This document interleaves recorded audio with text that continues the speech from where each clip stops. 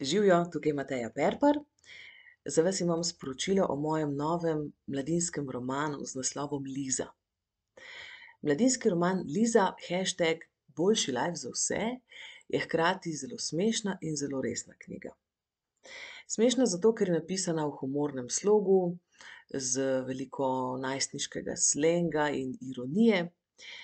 Resno pa zato, ker brez dlake na jeziku oziroma brez dlake na papirju obravnava teme, ki nas v letih odraščanja najbolj zanimajo in o katerih iščemo informacije.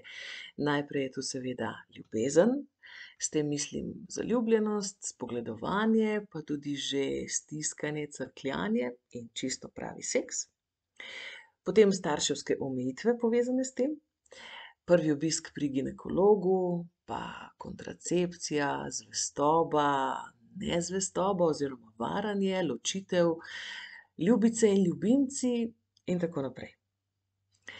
Ko listamo skozi roman, se pred nami razgrinjata dve zgodbi. Ena je zgodba Lize, ki odrašča v na videz urejeni, idealni družini, druga pa je zgodba njene najboljše prijateljice Simonči, ki je otrok ločenih staršev. Ampak odrasli niso vedno tako spretni pri urejanju zrelih odnosov, kakor pač si domišljajo. V resničnem življenju pač vedno navigiramo, soočamo se z neznanimi situacijami in se v njih poskušamo znajti, kakor vemo in znamo. In včasih ne znamo, ker nihče ni popoln.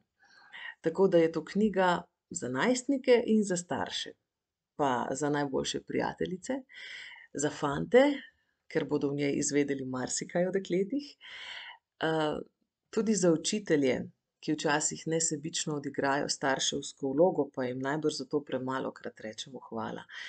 In predvsem za kakšno bitje, ki ga dušijo stiske slabih odnosov, pa si ne upa z besedo na dan.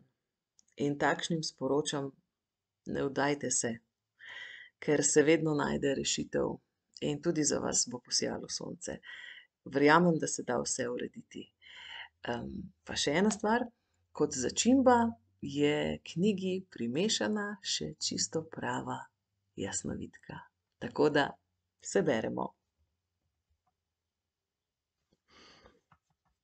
No, da vidimo, je bilo to za kaj?